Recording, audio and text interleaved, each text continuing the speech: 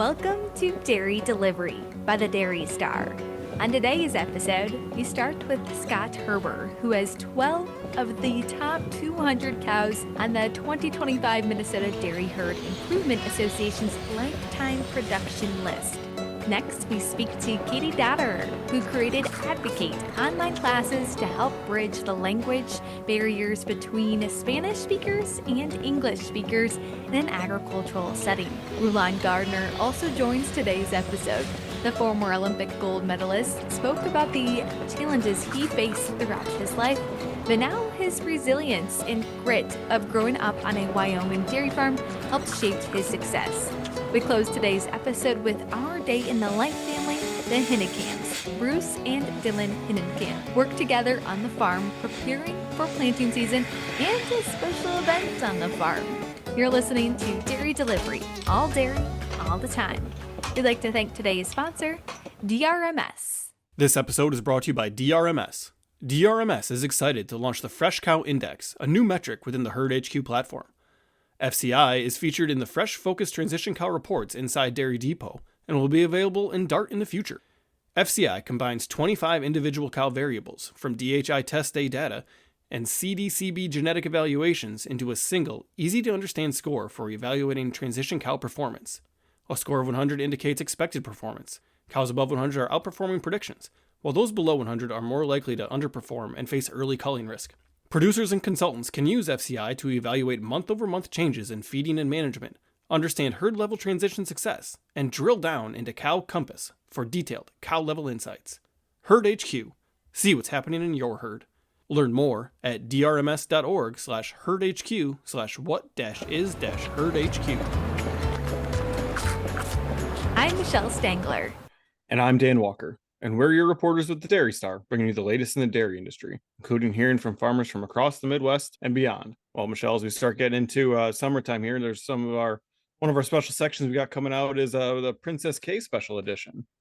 Yeah, we're featuring dairy princesses across the state of Minnesota, where they talk all about dairy and the industry and the community, sustainability, and some of those messages for consumers to know about dairy, which is really cool to see. And of course, in Wisconsin, we have Alice in Dairyland, who is Wisconsin's agriculture ambassador. She talks about dairy. We have Iowa dairy princesses. So cool to see these programs continue to flourish to talk about dairy and promote it. Definitely. I'd say it's something that we can never have too much of, right? Of people advocating for the dairy industry and making sure people know what's going on and for agriculture in general. I just want to continue to have more of a presence out there and help bring the farm to society with as kind of, branched apart or as growing apart as some of it gets right now. Like, it's really cool to have that kind of connection. I know a lot of county dairy promotion boards across our Midwestern states are working together to put on some fun June events for June Dairy Month. I know I'm looking forward to some of those special events that we have upcoming. Yeah, for sure. I was going to get to at least one breakfast on the farm. I don't know if it's going to be which one we're going to try to get to, maybe two or three, depending on when they all lay out and how far they might be from where we're at. But yeah, always good to get the kids out there, get them out to the farm. They always got some sort of fun activity for them, and you obviously getting to see the animals and get to get up close with agriculture is a super pivotal experience for them. Well, here is another episode where we're talking all things about the dairy industry here in the month of May. So let's get into today's episode. First conversation in today's episode has us speaking with Scott Herber.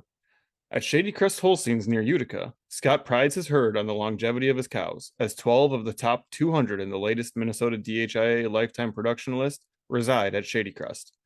Let's hear from him as he talks about why these cows mean so much to his farm. This episode is brought to you by DRMS. DRMS is excited to launch the Fresh Cow Index, or FCI, a new metric within the Herd HQ platform. Featured in Fresh Focus reports inside Dairy Depot, FCI combines 25 cow-level variables from DHI test day data and CDCB genetic evaluations into one score to evaluate transition cow performance. A score of 100 means cows performed as expected, while lower scores can signal added risk early in lactation. Herd HQ. See what's happening in your herd. Learn more at drms.org/herd-HQ/what-is-herd-HQ. Scott, your farm, Shady Crest Holsteins, has several cows that were on the 2025 Minnesota DHIA lifetime production list. What's that mean to you to have such productive cows that continue to be a part of your herd? Well, I take a lot of pride in that. It just for the cows to make it through that many lactations and transition periods, which is kind of the challenge these days. It's quite successful when you can have cattle like that. Yeah, for sure, especially with as many as you had. I think it was, five or so on that list, at least in the top 20 or something. Is that accurate? Correct. Yeah. That's Yeah. awesome. Yeah. It was pretty neat to see. I'm sure. When did longevity become such a focus for your dairy? Oh, I've thought that way. I don't really breed that way, but I've thought that way for years. I've taken a lot of pride in high lifetime production cows. Yeah, why do you think that's so important? Well, that's where the money start. You start making money when you don't have problem cows. A cow cannot have any trouble to be able to survive that many lactations. So a trouble-free cow is worth quite a bit to me. Oh, for sure. I mean, one thing on the financial side, but I'm sure on the stress side and the mental side of it too, of having a cow you don't have to worry about, just makes things that much a little bit more simple. Yeah, yeah. One that you don't have to touch much, and then she just milks and breeds back is a beautiful cow. Yeah, that's the dream. Can you tell me about some of those cows that are on the 2025 DHI lifetime production list? Maybe what lactation they're on or how much milk they've produced? Oh, they're eighth, ninth lactations, and they've all produced in that 360,000 pound area anyhow. And I don't know, they're all pregnant. They're all but one is pregnant right now, and that one hasn't been fresh very long, and one is going to be calving shortly, and so the majority of them are on their way for another year anyhow. That'd be awesome. What are some of the things you do on your farm to promote the longevity and keep these cows around? Well, we have a very good herds people taking care of them. They really take pride in the cattle. The transition period is kind of their specialty. Once they get through the transition period, we try to get 30 pounds of dry matter into their TMR ration intakes when they are in the pre-fresh, which is about 21 days. And once they calve in, if they're eating that kind of volume, they usually don't have any transition trouble. And then they'll go into a pen that freestall barn with all the rest of them here, but we have that their age group kind of, and the fourth lactation or more has a separate pen, and there's probably, I suppose, 100 head in that particular pen. It's sand bedded freestalls, and they get a TMR and everything just like all the rest, but we don't overcrowd them too much after they get to that lactation range. I'm sure that pays dividends for them and being able to kind of be a little bit more free and not quite as, like you said, not quite as many cows around to be able to have a little bit more freedom. That's got to be part of the successful process you guys have. Yeah, it could easily be, a lot of luck with a cow to survive like that. Oh, for sure. What's it mean to you when you're able to walk through that pen and you see, that 100 cows that are on that fourth lactation? Kind of what goes through your brain, or what do you think about when you see that pen? Well, it makes you feel good. It's impressive that you can have a group like that there, and they're all very productive. I don't keep a cow around if it's not producing or getting bred back. It'll get culled out, but it just makes you feel good that you're accomplishing something and you're doing a good job. When you can keep cattle around that long. And you've had several cows kind of get over that 350,000 pound plateau, and I think a goal is kind of get to that 400,000 plateau. Well, how do you think you'd celebrate if and when you do get to see a cow produce more than 400,000 pounds? Oh, we've gotten pretty close a few times, but my ultimate goal is to get maybe one or two of these cows to make that, and they got a ways to go at that. It's challenging to get the next lactation or two, but it looks promising, and I always thought it'd be pretty neat to have 400,000 pounds of milk out of a cow, and 8 semi-loads would be close to in that 400,000 pound range, and have them all lined up with the cow in front of it. And when you think of it that way, 8 semi-loads of milk is a lot of milk from one cow. Oh, for sure. And that would be an impressive visual, that's for sure. And shoot, seven trucks is a pretty good visual too to see just how much production there is. But that eight would be phenomenal. I've had a dream like that for quite a few years, and I haven't quite accomplished it yet, but I think it'll come. I'm sure we got to keep those goals in front of us, right? You bet. This episode is brought to you by DRMS. DRMS is excited to launch the Fresh Cow Index, or FCI, a new metric within the Herd HQ platform. Featured in Fresh Focus reports inside Dairy Depot, FCI combines 25 cow-level variables from DHI test day data and CDCB genetic evaluations into one score to evaluate transition cow performance. A score of 100 means cows performed as expected, while lower scores can signal added risk early in lactation. Herd HQ. See what's happening in your herd. Learn more at drms.org/herd-HQ/what-is-herd-HQ. Read that full story online by looking for the headline Earning Their Keep on dairystar.com. Our next conversation has our Wisconsin reporter Stacy Smart talking with Katie Daughter. Daughter grew up on a dairy farm in Pennsylvania and later co-owned a 400-cow dairy in Maryland. Because of that experience, she values the importance of communication. She discusses how her program differs from other language services catering to farmers. Katie, can you tell me how your online Spanish classes are different from other Spanish classes out there? Absolutely. So most Spanish classes teach you how to ask for the bathroom or order tacos on vacation. I teach you how to actually communicate on a farm. Everything I do is built specifically for agriculture, especially dairy. So it's real phrases, real scenarios, real cultural context. Because I also come from ag myself as a previous third and first generation dairy farmer. So I understand the frustration on both sides when communication breaks down. So another way that my Spanish classes are different is like your first vocabulist has words like heifer, water trough, gate, milk tank, etc. We also have a complete milking parlor list, a calving vocab list. So it's not just words, but how to put those words in simple sentences by week 3. And it's practical, it's engaging. I have a lot of energy and I love what I do. So people can start using what they learn immediately. That sounds great. So who should be taking these classes and why? So really anyone in agriculture who's working alongside Spanish-speaking employees or struggling to. This includes farm workers, managers, veterinarians, milk testers, nutritionists, hoof trimmers. I have had them all.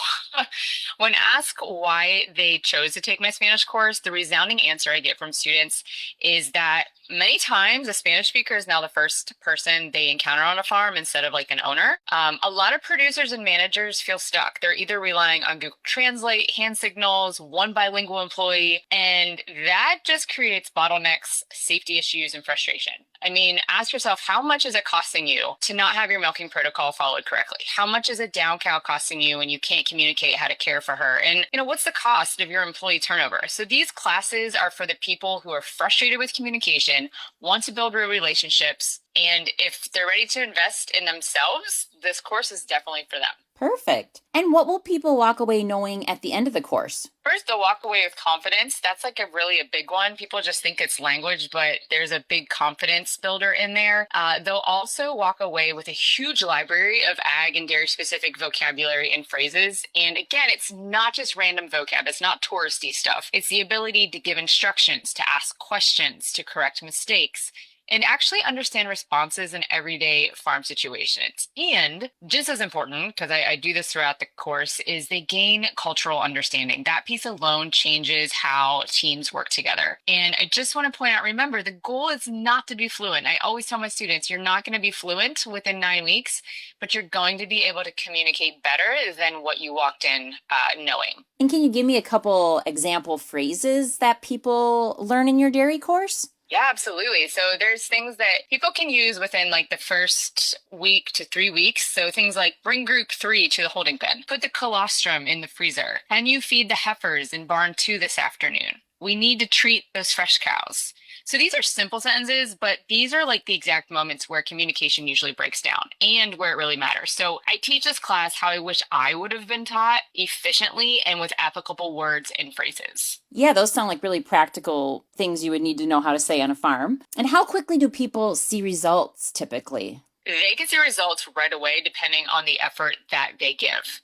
So discipline is important here, but I have students who start using phrases after the very first lesson because again, it's not about being fluent; it's about being understood and showing that you care. And so, like week one, we're doing greetings, and that I think some people glaze over the fact how important it is just to learn how to say, buenos dias, good morning, or how are you, how is your family. So once you see that connection happen, it builds momentum and respect really fast. And can you share a couple examples of how your students have put what they've learned into practice on dairy farms? Yes, this is my favorite part because I always ask students to share their stories with me during and after the class ends.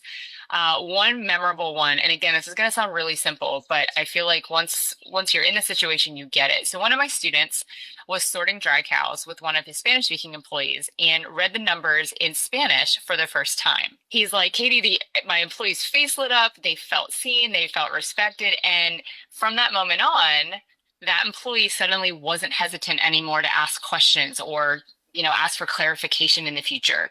It was like they let their guard down with me that they had up for so long. So that's just it's a small testament, but I have pages of these because I keep them. And it's just a point that I want to make that, when we learn numbers, even in my class, we do fun activities using them in ear tag form. When we talk about somatic cell examples, things like that. And also students have told me that they print out their homework and they show their Spanish speaking colleagues and they're always met with a smile, and the culture on the farm shifts because they understand that that person is putting the effort in. So there's more trust, there's more teamwork, and way less frustration on both sides. Do you find that there's some give and take then? Like maybe some of the Spanish speaking employees are more apt to want to learn English then? 100%. So if you look at my slogan, it is meet en la mitad, which is both obviously English and Spanish, and it means meet in the middle. So I understand that language learning is a two-way street. So I also offer ESL, or English as a second language course. I do that in a different capacity. So again, I understand it shouldn't be one-sided, but sometimes we have to take that first step in order to encourage others to do the same. And I think people would be surprised to see how well that actually works because they're viewing you as, oh, hey, you're vulnerable. You're putting yourself out there, learning a language, at an older age than, typical, I guess. And if you can do it, I can do it. This episode is brought to you by DRMS. DRMS is excited to launch the Fresh Cow Index, or FCI, a new metric within the Herd HQ platform. Featured in Fresh Focus reports inside Dairy Depot, FCI combines 25 cow-level variables from DHI test day data and CDCB genetic evaluations into one score to evaluate transition cow performance. A score of 100 means cows performed as expected, while lower scores can signal added risk early in lactation. Herd HQ. See what's happening in your herd. Learn more at drms.org/herd-HQ/what-is-herd-HQ. That was a really good one to hear from her, and how she has more of a agriculture-centric idea how she wants to teach Spanish and to each other and English to the Spanish speakers. Because I know I took. Did you take a foreign language in high school? I did, but I know Hola, me llamo Michelle, you too. So I think I could probably benefit from that class too. Yeah. I had German, but we never got into the agriculture side of it. So obviously, getting a little bit more of that specific details is really important. You can catch that article on dairystar.com if you look for the headline "Speaking the Same Language." Our third conversation today features our Proud of Their Dairy Roots subject, Olympic gold medalist, Rulon Gardner. Gardner won gold in the 2000 Olympics, defeating the top contender from Russia, who hadn't lost a match in 13 years. Facing challenges throughout his life, Gardner overcame those by channeling the work ethic taught to him at his family's Wyoming dairy farm. We are with Rulon Gardner, Olympic gold medalist wrestler.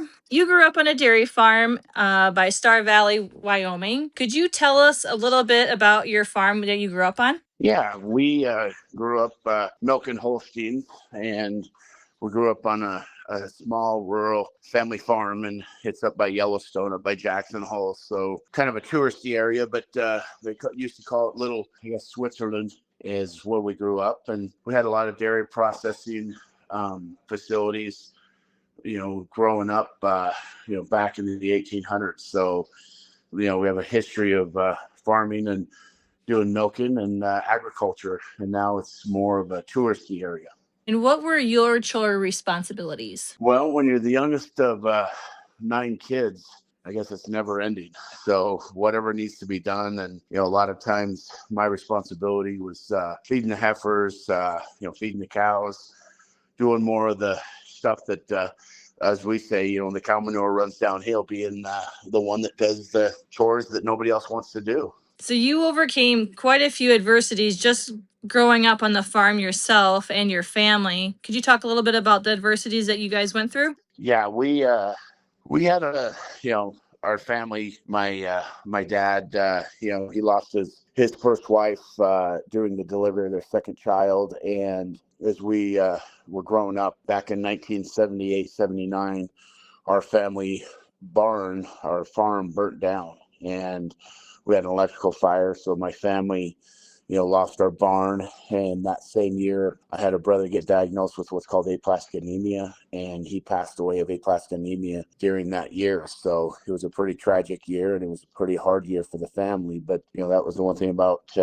farmers and, people in agriculture. You deal with, catastrophic loss, and you learn to overcome it. And that was my family's, goal. My mom and dad both had, their whether bachelor's degree, and then my mom was a home ec teacher. My dad was a, farmer, and, he had his master's degree, but he wanted to raise their kids on a farm. They wanted to teach their kids the value of hard work, and that's exactly what they did. There was 9 of us, and growing up the way we did, we had to really work hard. We had 4 sisters and 4 brothers, and I always said I was the odd one.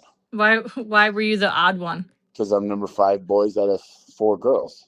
Oh, got it. It's all perspective in life, right? Yep. So what kind of accidents were you involved in on the farm? Well, my family, it started at a young age. When I was 8, when my brother passed away, my family, we had my brother, and so my parents were up in Seattle as he was, getting to the point to where, he ended up getting gangrene and got pneumonia and ended up passing away. And that summer, my sisters, 2 of them said, "Hey, get in the back of the truck. We got to go turn the water off." And I'm like, being 7, 8 years old, I'm like, I don't want to do that. And they're like, "Get in the truck." And so I kind of learned, you do what you're told. And so I got in the truck, and my 12-year-old sister, the main highway to drive to Jackson Hole. So there's a lot of tourism during the summer months. And so my sister pulled out and couldn't see over the steering wheel. My 13-year-old sister, Diane, said, "Hey, watch it. We're going to, go head on into another vehicle." So my 12-year-old sister yanked the steering wheel. I went out of the back of the truck going probably, 30, 35 miles an hour, and got road rash from, my butt to the back of my head. And I remember being in the hospital and having them use a sponge to get all the rocks out of my back. So what age did you start wrestling? Well, I started wrestling in first grade, and wrestling for me in first grade was, not very skilled. It wasn't very technical. It was, me and my brother, we were both bigger kids. And so as we started school, they realized, that I had a little gift. And so me and my brother Reynolds, first grade, it was me and him. He'd go out and beat me up, and he ended up, beating me from first grade all the way to, my end of my junior year in high school. My brother beat me, and so he was 16 months older every day, and that was just part of life. And everybody talks about nowadays kids not having the work ethic, and my best friends were my family. We were rivals, but we also were friendly, and we also had to get the work done. And so just a lot of responsibility and a lot of discipline. So you wrestled through college or through high school, and what was the plan after high school into college? Well, the plan was in high school is just to graduate. With me growing up the way I did, I had a learning disability. And a lot of times, kids go home and they do homework and they kind of get caught up. And that was one of the things about being on the farm. It was teaching the value of hard work, but it was also a struggle because you didn't have time to do your homework. And a lot of times, you didn't get good grades and you didn't get homework assignments done. So I had a learning disability, reading comprehension, and basically comprehending the reading, but then also just basic understanding. And I really struggled. And so all the way through high school until, I went to college, I was in special ed from first grade all the way to graduation. So, a lot of those mainstream classes, they would pull me out of those classes and put me in special ed. And, you didn't advance like the other students. And so I really struggled at understanding. And so as I got to high school, my senior year, I ended up winning the state tournament and was offered 2 junior college scholarships to go to college, and ended up taking a scholarship to a junior college in Idaho called Rick's College, and went to sit down with the advisor, and the advisor said, "Oh, if you go to college, you'll never make it. The best thing to do is just be a farmer." And I went home. I told my mom, and she was one of my biggest inspirations. I went home and talked to her, and she had went back to nursing school when she was 52 and became a nurse. And so, she told me, she was ruling, there's, one person in this world that's going to help you succeed or fail, and that's up to you. And so my mom was a big inspiration, and I went, and she called the advisor up and said, you don't have the right to deter my son's future. It's not your right to do that. And so I went and got a scholarship, and ended up graduating and went off to college. And my mom had, a simple little saying, keep your feet on the ground, keep your head out of the clouds, and remember who you are and where you're from. You attended Rick's College, and then you transferred to University of Nebraska-Lincoln and wrestled throughout your college career. At what point did you decide to go all in on Olympic training? Well, wasn't until after my senior year at Nebraska. Spent 2 years junior college, ended up winning the junior college nationals my sophomore year, and then transferred to University of Nebraska. And one of the things with my education, I wanted to be a physical education teacher, and it was the 4th hardest degree at the university. And as I got into the program at Nebraska, they're just like, "Oh, you'll never make it. It's so difficult with your learning disability. You're going to struggle." But, what was so cool is I had so much support from, university, that they wouldn't let me fail. And so ended up being an All-American, never won a national championship. I ended up ranked number 2 in the country. And it wasn't until my senior year in college that I had trained year round. Most people grew up wrestling, and they wrestled during the summer. And being a farmer, I didn't do it. Being in college, you had to make a living, you had to survive. And so it wasn't until after basically my senior year that I committed 100% to, look and see what's out there. And my first match was against a guy named Bruce Gardner, who was a 4-time Olympic medalist in freestyle heavyweight wrestling, and went out and wrestled with him. And Bruce, beat me 10-1, but he started calling me up and asking me to come train with him in Pennsylvania. And I went out and started doing that, and I got exposed to international wrestling and realized that, college wrestling was tough, but, the Olympics, these guys are, full grown men. Bumgardner at that point was in his early 30s, and he was, dominant for basically, 12 to 14 years. Well, we just finished up the Winter Olympics. Need to see the Summer Olympics tied to dairy, and soon that will come around in a few years. The full story of Rulon Gardner can be found on dairystar.com under the headline, "A Lifetime at Adversity Leads to Success." Our final conversation today here has Mark Klopacki speaking with the Hinnenkamp family. Mark got to spend the day with Bruce and Dylan as the 2 generations worked together to handle the preparations for planting season and a special event on Dylan's farm. What was your goal going into the day? I know you've always talked about, you changed it, plans changed by the hour, but what was kind of your goal going into the day? Well, we're going to feed the cows and check the fields if it was ready, but they were too wet. And so we just took care of, got the corn planter ready, and fed the cattle, and did books, went through all the records and keep them up to date. And we got the corn planter all greased and did maintenance on the lawnmowers and stuff. Then we went in and had supper, then went back out and dried up cows and fed all the switch cows. And this morning we had a baby calf. So you weren't busy in the field, but you still found plenty to do. Oh, yeah. It's too cold out yet. It's supposed to be cold for another week yet, they're talking. How are you sitting with field work so far? Well, we got about 100 acres of corn to put in yet, but that won't take long once we get at it. I think we'll do that on Sunday, Mother's Day, because I think by then the weather is supposed to turn around. Because we got 100 acres of barley in, and about 100 acres of corn in, and 100 acres of beans in so far. So really, you're sitting really good.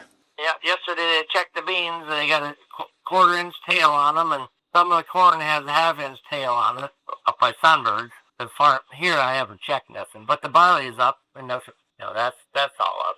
What do you enjoy about spring field work on the farm? Well, just getting things ready, watching the start growing. That's the fun part, and getting the sprayer ready. So you spray the weeds, keep it clean. I guess my favorite part would be getting the equipment ready. The first time out in the field, getting all the settings set correctly, and seeing what works perfectly for the time that we're in the field. How enjoyable is it to get in the field and get your seed in and then watch it all emerge and start growing, and you look across your 20, 40 acre fields or any of your fields, and you see all that crop pop out and just grow in perfect rows. That's got to be pretty exciting, isn't it? Yeah, it's pretty much we drive by the fields just about every day, going to and from my place to the farm, and whenever it pops out of the ground, I give Dad a call, and it's up. Yeah, and you see how good a job he did planting, how it emerged. You got your corn planter set right, so you get nice even spacings, so you don't have a lot of skips. That means you did something right. Now, Dylan, I know you didn't you weren't in the field at all yesterday either, but you took the afternoon to work on something pretty big coming up at your place here in a couple of weeks. What was that? Well, we were getting the yard ready for our wedding. The plan for the day was obviously going to go into the field after we got done with chores, but we changed gears, went home, and we're manicuring the entire yard for the upcoming wedding, so we had to fill in those spots. After I seeded some lawn, I moved a bunch of older vehicles that are keeping and extra storage stuff because we want to use that location for parking and stuff for our wedding. And then I did brush clearing, got rid of old stuff, and moved a whole bunch of other equipment. And last night, just on our extra project, I believe I got done about 7:30 or 8. So even though it wasn't a busy day in the field, it was another busy day on the farm. Yep, find the next thing to do. So, Bruce, you said when after I left, after you're loading up the planter, you went and did dried some cows up and did some other stuff? Yep, dried up some cows that were due. We dry them up 60 days before freshening. We dried up a couple cows, treated them for dry treat and Orbiseal, and then brought in a couple of heifers that were giving the guys a little trouble, so we put them in a permanent stall so they were a little nervous, so we got to give them a little more training. And then we bedded all the cows again, after we got that done. And then we cleaned the barn and fed the calves. Oh, and then had breakfast. And then, yeah. So we had supper. What time did you get in? What time did you I know you were up at 6. What time did you get everything done and get that back in the house last night? About 8:30. The guys are still milking yet, but we get done with our chores, and then we're done after we dry the cows, bedding, and fed calves. About 8:30 last night, and then we got to have some popcorn and have a glass of water. That's a pretty darn full day, even though you didn't get in the field. You still made the best of what you had, didn't you? Yeah, and today's another day. And you can find that full day in the life feature with the Hinning Camps on dairystar.com. We'd like to thank today's sponsor, DRMS. DRMS is excited to launch the Fresh Cow Index, a new metric within the Herd HQ platform.